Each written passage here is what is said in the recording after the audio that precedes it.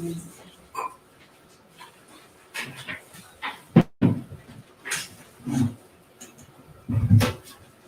morning, everybody. Good morning. Welcome and thank you for being here on this cold and chilly winter's morning. My name is Eugene Opperman. I'll be doing the latter part of the presentation, but we're going to start off with Advocate Reuters. He's the Senior Maintenance Prosecutor in Cape Town. So he's responsible for all the training of the maintenance officers right through the Western Cape, educating them, helping them, and explaining to them how the system works. We do quite often community outreaches like this. It is unfortunately it's winter and we don't get a lot of people attending. That's why we do the online streaming as well. We stream it live. The recording will be made available afterwards for the people to watch. So we found that with previous webinars that we did is that, you know what, you get 100 people attending or 50 people attending or even just 20 people attending, but then the online presence are quite big. Then you would have about 200 people listening online and then afterwards watching the material. So today what we'll be discussing is just a short rundown. We'll be discussing the whole maintenance process, how to deal with maintenance, how to start, what is maintenance, when can you claim maintenance, from whom can you claim maintenance.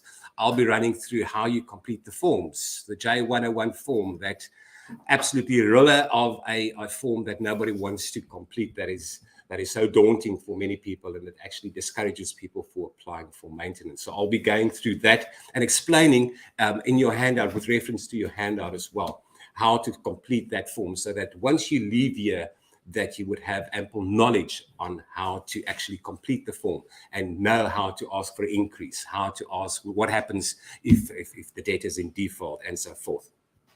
So I'll be dealing with that aspect of the presentation, and then Advocate Reuters will also address the questions, and myself and Martin Oliver at the back there, we will address all the questions. We don't want you to leave here today if there's any questions that you have, even afterwards, even if we break for a body break during the presentation, that you can actually grab one of us and ask us, you know what, this is our question. If we cannot help you immediately, definitely we'll put you on the right path. But don't leave here today if you have any questions. If you've got a question about your case, which is probably the local magistrate court in Stellenbosch, if you do have a question, Advocate Reuters is probably the right person to speak to because he's got the pull. He can actually get the files and he can kick some ass to do that, and he does that on a regular basis in order to assist you guys with your specific case. But general questions, you can ask me or you can ask Martin Oliver there as well, and we'll be addressing that and we'll be helping you as much as possible. If you do have questions, yes, ask them during the presentation. That's also fine. You know, if you don't understand something, just raise your hand and say, but yes, no understand, no cornbendro, or you don't want to know. You know what, we're here to help you. It's an interactive, so please, we're open to invitation or discussion, communication. It's a dialogue. Let's talk about that if you do not understand anything and so forth. But without further delay, I'm going to hand over to my colleague. Right at the end of the presentation, Josie Parks asked me that she could just explain how does the legal aid clinic work? Who can apply? What type of cases do they do? So if you do not have the funds to employ an attorney, that you can actually come to the legal aid clinic for assistance and what type of cases. So she'll be giving you all those nitty-gritty and all that information on how you can apply for assistance, legal assistance afterwards. So stick around for that as well. I'll hand over to my colleague then, Dion. I'll do this slide thingy.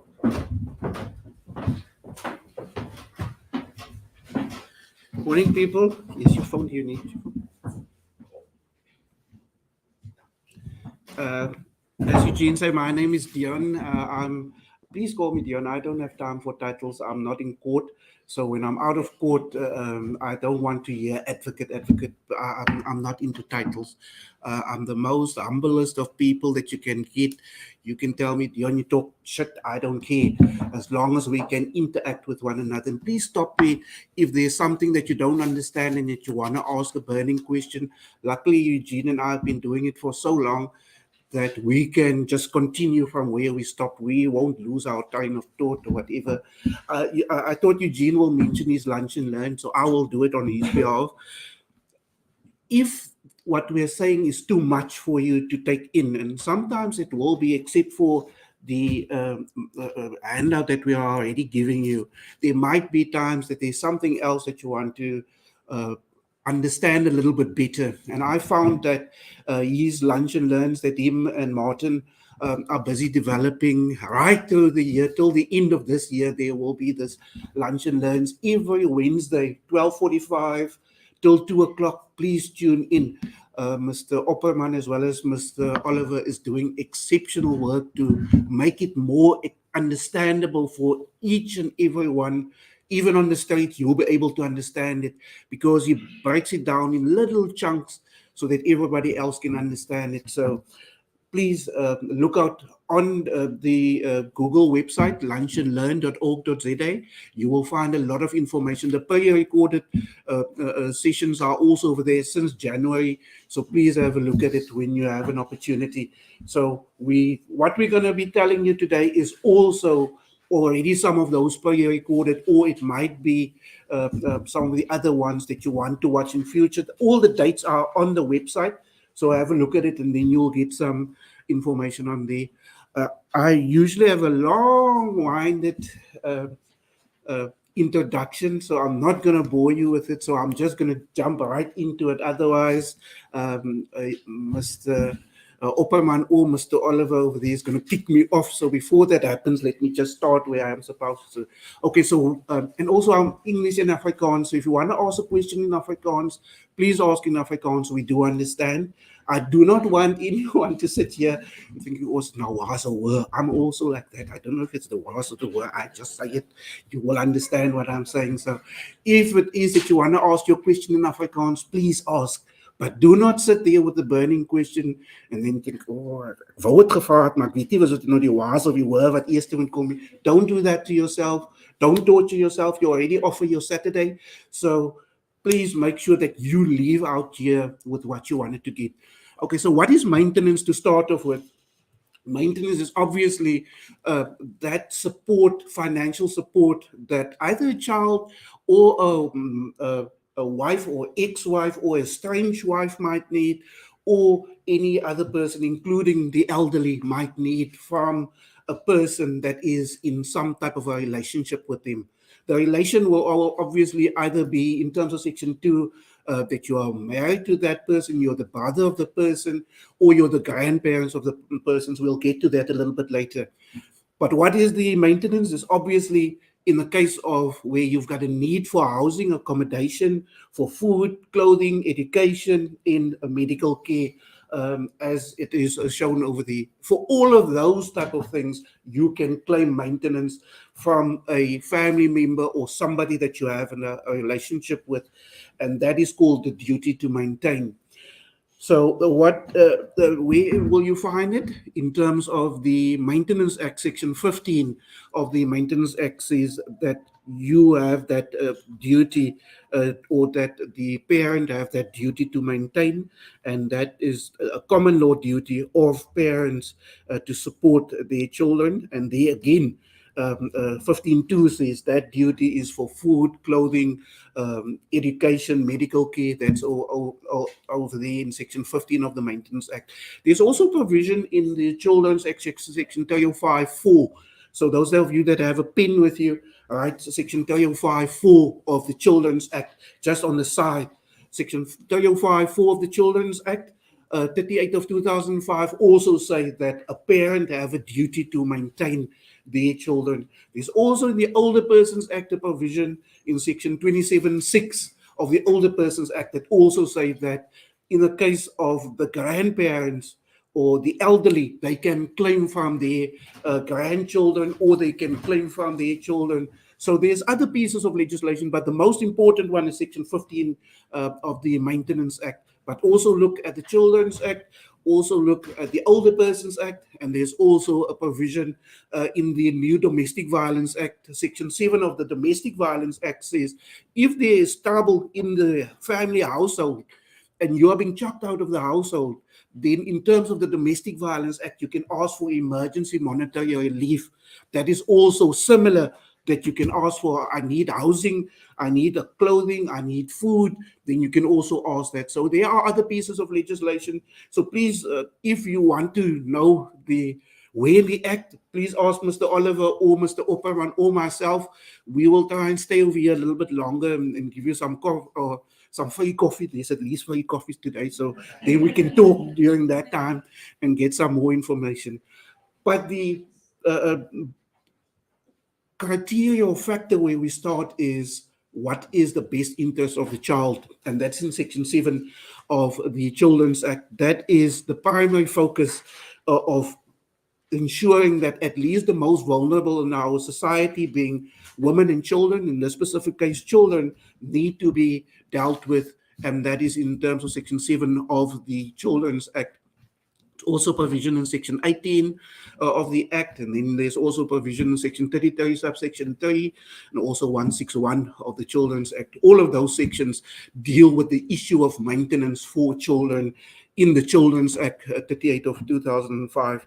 But where do we start? Our foundation is always in the Constitution, Act 108 of 1996, and in this specific case, Section 28.2 makes that provision for children to have that right to food, clothing, and all of the others that are mentioned in the Constitution. Then you get your Section 7 provision in the Children's Act, as well as the Section 9 provision of the Children's Act dealing with maintenance and to provide maintenance for children. There are two constitutional court cases that dealt with it. Judge Yvonne Mokgoro dealt with the issue of maintenance, and I love that case because there's a word that I always stole out of there, and that word is conundrum. Judge Mokgoro speaks about, yes, our maintenance system is not flawless. There is flaws in it, there is problems with it. We need to sort all of that out. But how can we sort it out? By looking for innovative ways to deal with those type of conundrums. So if you are struggling with something that is not in the Maintenance Act, that's not in the Children's Act, or any of those provisions, then we need to look at innovative ways of dealing with these type of cases in the best interest of children. Judge Mokgoro mentioned it at least 9 times in the Bannatyne case. In a few years ago, 7 years ago, 8 years ago, Judge Jody Collipin in SS versus VVS also brought out the fact that the best interests of children need to be served somehow. And the way they serve the best interests of children is that a father or a respondent that have dirty hands do not come to the court and say, no, but I don't have money, I can't afford it. If your hands are dirty, you're not going to come to the maintenance court or the family court or divorce court and say, no, but I can't afford it. If you did not comply with your parental duties, then the court is going to tell you, first sort out, Judge Collipin says, you must first purge. You must clean your hands. You don't come with dirty hands to the court. Clean your hands. And once your hands are clean, then you can approach the court to then deal with your specific divorce matter or with your specific issue as far as your children is concerned. So both those two cases are over there for those that want to read it. If you want to actually read it, just Google and put in SAFLI, SAFLII, SAFLI, and then put in Bannatyne. You don't even have to put in that whole citation. Just put in SAFLI, SAFLII, and then Bannatyne. Then your Google engine will take you straight to that specific case, and then you can read it. SAFLI, SAFLII.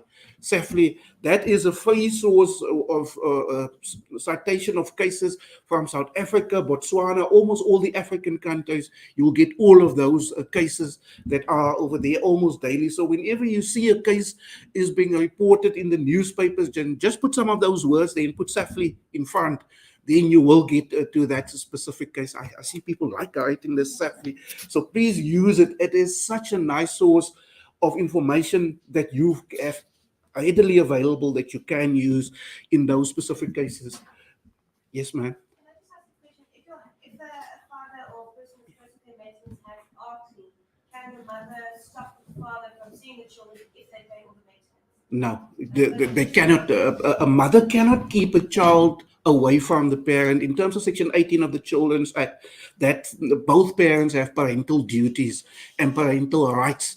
You cannot, on your own, one-sided, unilaterally decide that no, even though you pay maintenance, I'm keeping the children away from you. And even in the case where you do not pay maintenance, you still can't keep the child away from his parent because he can't afford maintenance or he's not paying maintenance.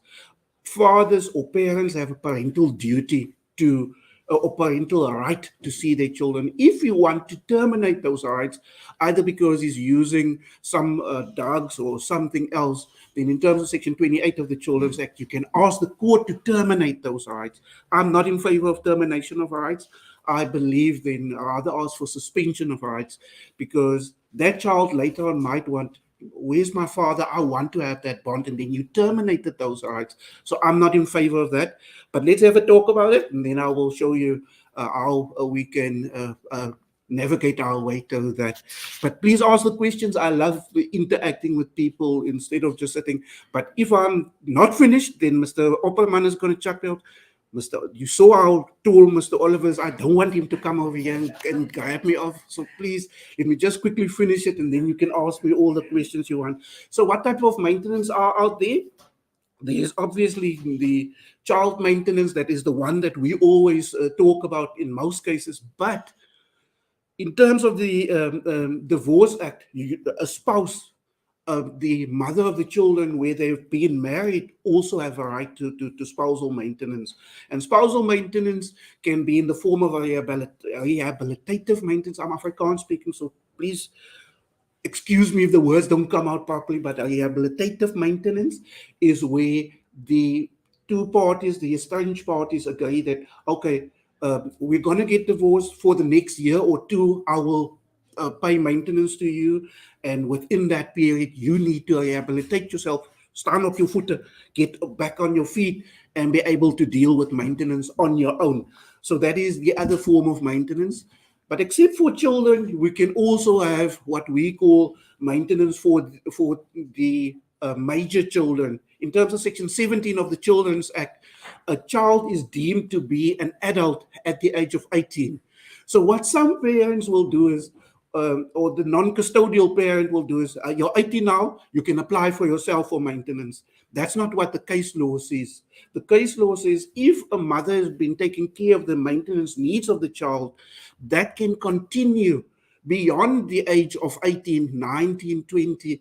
The case law out there, there's one case that was decided the 21st of July last year in Z versus Z. The Supreme Court of Appeal decided that a child aged 23 or 25, also the mother have locus standi, meaning the mother can still claim for maintenance of a 23-year-old child or 25-year-old child. So this thing that fathers at the age of, and especially fathers, and I'm not critical over fathers, so please, the men over here, don't come and hit me afterwards.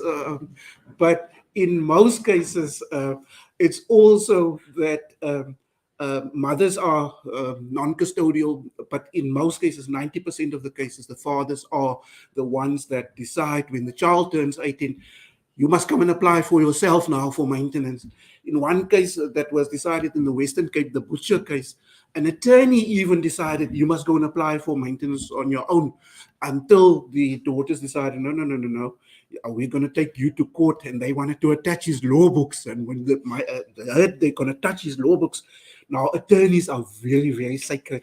You can swear them, you can do anything, but don't touch their law books. So these, in Butcher's case, the girls wanted to attach their father's law books, and then he said, no, how much is it? Let me just get this sorted out. So, but the point I want to make is, children over the age of 18 can claim maintenance.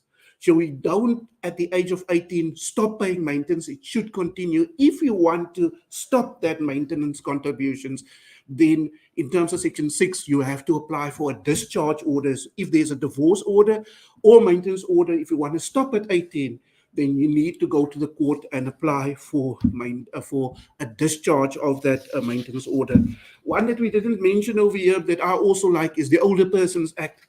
In terms of Section 27(6) of the Older Persons Act, uh, uh, any person that has some type of responsibility towards an elderly person over the age of 60 also have that duty to maintain. So if I'm staying in a house with an elderly person over the age of 60 and I'm breaking the house down, or I'm drinking, or there's some type of domestic turmoil going on in the house, or when she gets a SASSA pension, then I want to get my share of it. That's a form of economic abuse.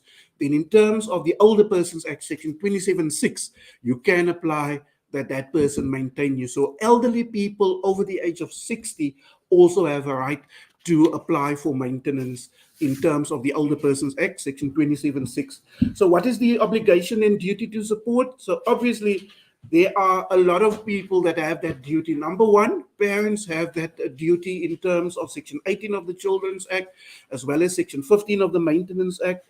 Grandparents also have that duty, but it is not somehow put in clear terms in the Maintenance Act. The Maintenance Act just says, Section 2 of the Maintenance Act says any relationship can give rise to a maintenance obligation. But there are two cases that specifically dealt with it. The first case is Peterson versus Magistrate Simonstown. In that case, Ms. Jade Lee Peterson took the grandparents to court, and the grandparents initially used the old maintenance legislation and the old common law that says that you can only claim maintenance from the maternal family. But Jade Lee Peterson's case somehow changed the law as far as grandparents is to say that also the paternal grandparents can be held liable. So both mothers' grandparents can be held liable, as well as fathers' grandparents can be held liable.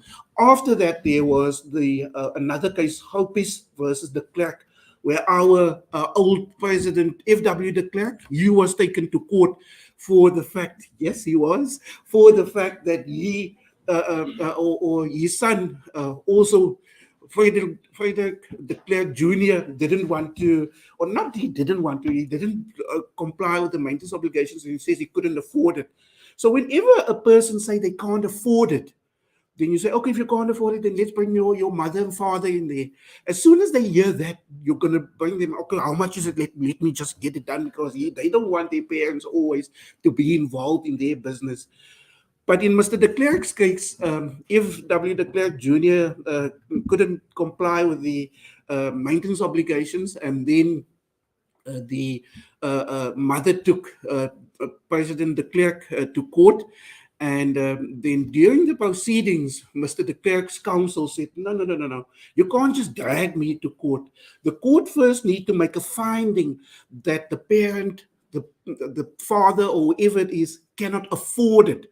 Once the affordability tests have been done, only then can you add the grandparents. So the court need to come to a finding or conclusion that this man, the respondent, the first respondent that was summoned to court, cannot afford it, and therefore we need to get another person to be held liable. But if you ask that the grandparents must come of the father's side, then also the mother's parents must be added, even if they are already contributing to it.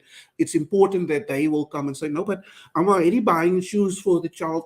They are already staying at my house. I'm already providing accommodation or whatever, so that the court can equate that to a quantum of value, and then see how much the father's family must contribute to it, and that way make it more equal, and to make sure that we have a pro rata, Section 15 pro rata, equation or distribution of the expenses of the child. So as far as uncles and aunties is concerned, there is no duty on an uncle or an aunt to contribute to maintenance. So my brother's children can't come and say, no, but they've got an uncle that's an advocate over there in Cape Town, but he must also now be added. It doesn't work like that. If the nephews or whoever won the lotto, you can't say, no, but there's a nephew, he won the lotto, I want him to also be added.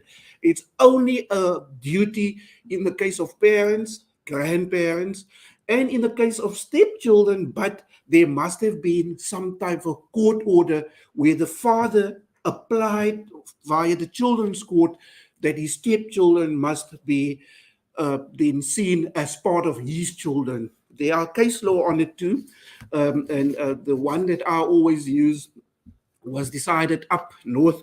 Patrice Motsepe, his family, Mr. Motsepe's family, had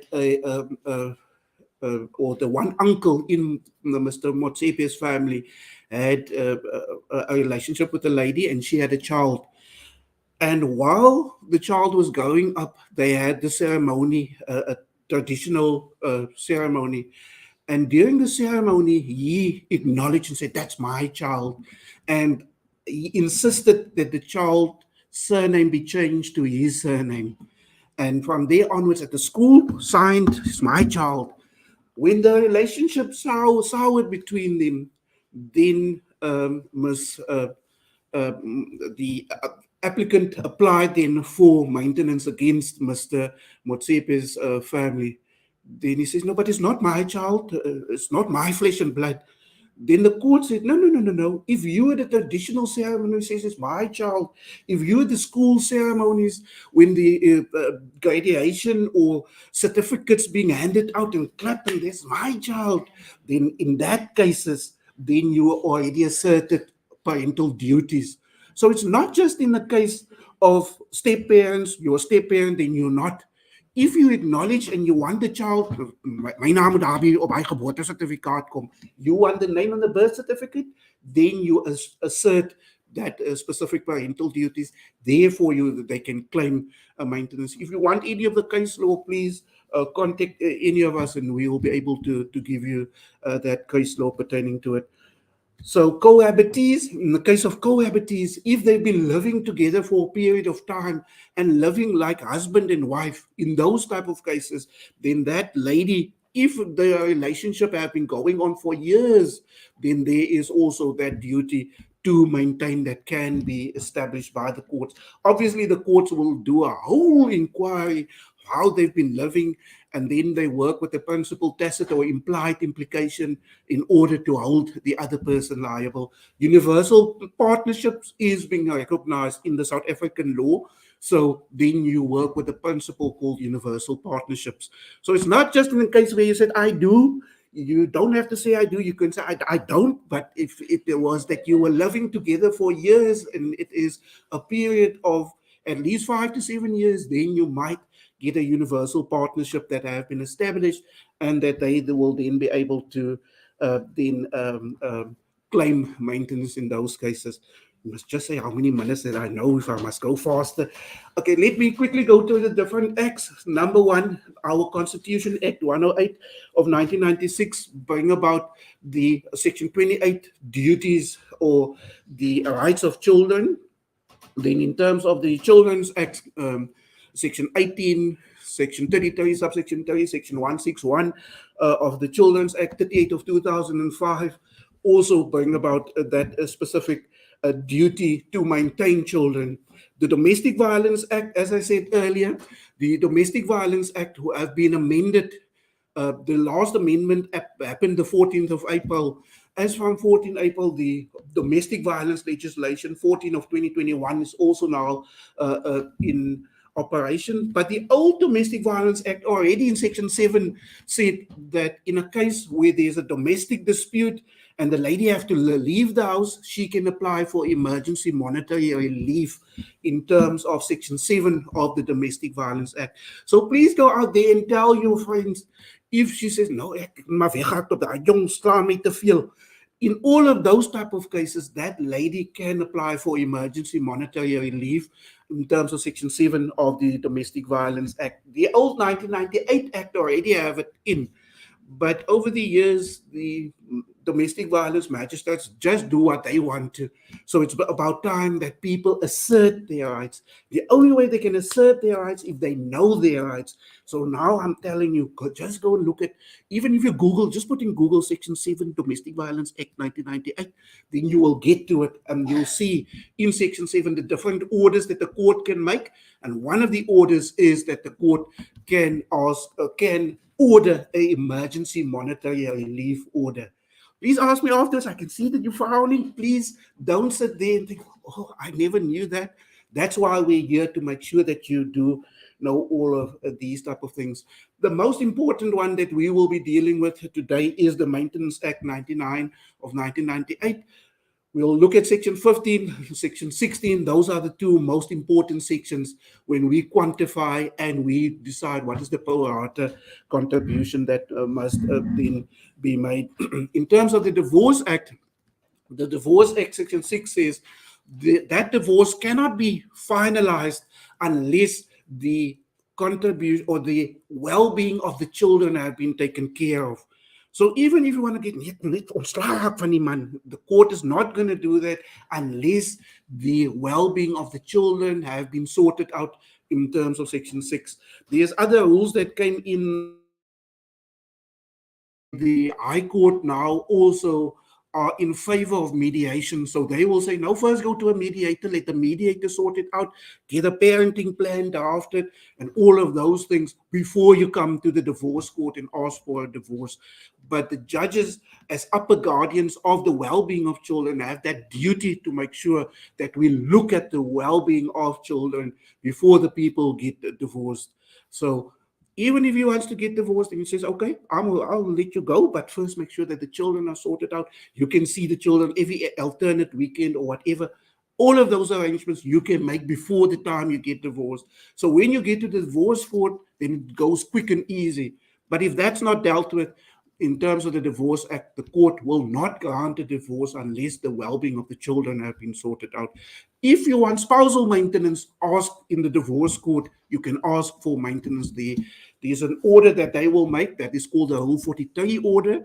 In terms of the Rule 43 order, you can ask for maintenance in the divorce court. The regional courts also now have the extraterritorial jurisdiction to deal with maintenance. That is called the Rule 58 order. So you either get a Rule 43 order in the High Court or you get a Rule 58 order in the regional court dealing both with maintenance and the care and well-being of children. Okay, so what can be claimed? Section 15 of the Act says that you can claim reasonable expenses, and that will be anything that the court will see as reasonable. So you can't ask that the child go on horse riding. The poor child has never been on a horse, but now the child must go for horse riding, or the child must go and play violin. She's never ever heard a string in her life, but now she must be a violin player.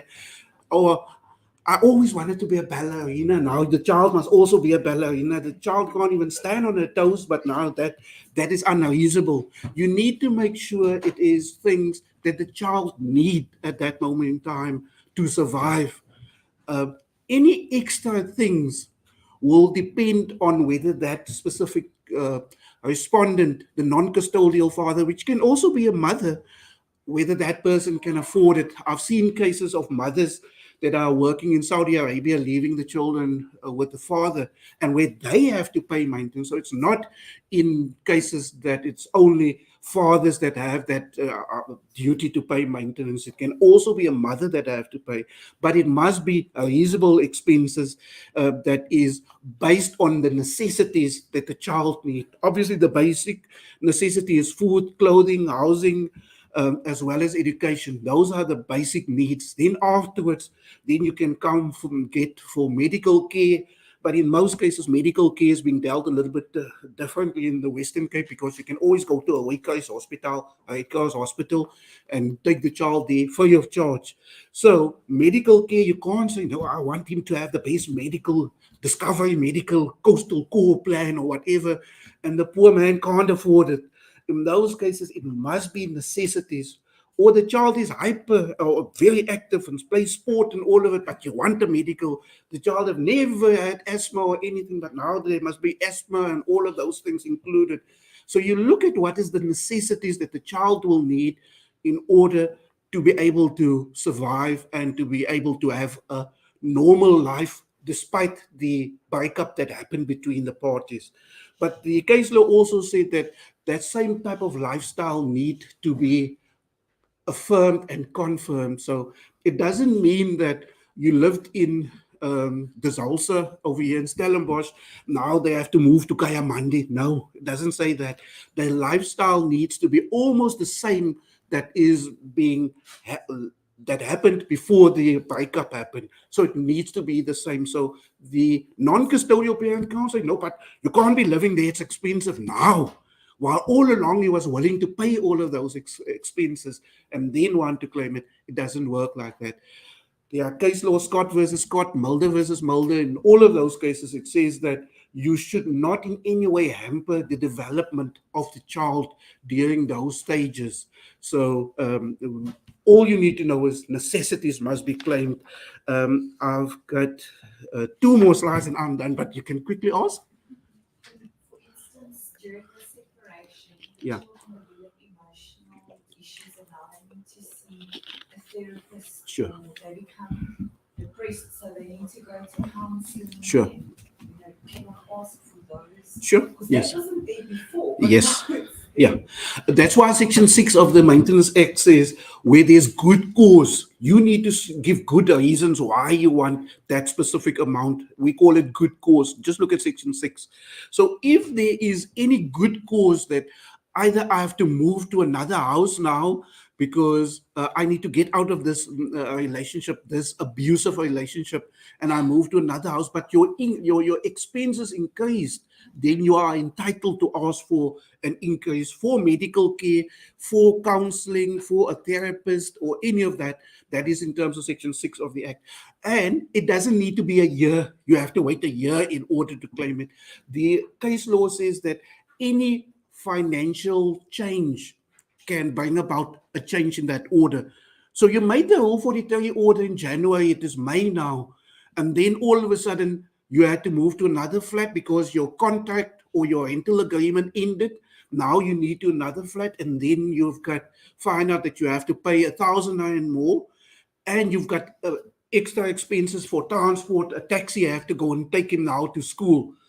If there's any change in financial circumstances, then you're entitled to ask for an increase. It doesn't have to be a year. It can be 4 months after you got the order. The court can't come and tell you, yeah, he was nog net hier gewees, wat soek jy alweer so.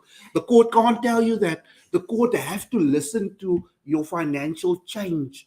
And if the court don't listen to you, then in terms of Section 25 of the Maintenance Act, you can appeal that decision. You don't have to agree to everything the magistrate says. You don't have to agree to everything that the maintenance officer say. If you're not happy with their decision, in terms of Section 25, you can take their decision on appeal to the High Court. You can ask me afterwards. I can see there's some open mouths over here, but please don't believe that what the maintenance officer says is the alpha and omega. You can always take them on. I always, Mr. Opperman, Mr. Oliver and myself, in our groups, we always encourage people. Any change in financial circumstances, if the court don't want to listen to you, there's always a higher authority that listen to you. Just make sure you get the case law. Mr. Opperman developed a group, www.childmaintenance.org. There's a public tab. In the public tab, there's affidavits, how you compile your affidavit. Please look at www.childmaintenance.org.za. You will get a lot of information. Just click on public. Download everything over there that you can and just keep it in your maintenance folder somewhere. So one day when you need it, the people that are studying law over here, you will need it one day. Just download everything. Then you know I've got my, somewhere in my back, I've got my back pocket, I've got everything that I need in order to be able to then deal with maintenance cases or family law cases. We've got a wealth of information that we are sharing freely to everyone that wants to have it without charging you a cent for it. So make sure that you tap into those sources before you go and approach an attorney. But if you want to approach an attorney, Mr. Martin Oliver is sitting there. He will be able to assist you. and get your case quicker to the courts in case you need to have legal assistance, because some of the things are really daunting. When you hear all the terms, then you think, oh, waar is ek nou? Then you use Mr. Opperman or Mr. Oliver. You can't use me. I'm a prosecutor. I prosecute. Just want to put them in Polsmo. That's my duties. So can we just hold the question, and then I want to give Mr. Opperman an opportunity to also then start, and then we can deal with it. Sorry, but I don't want to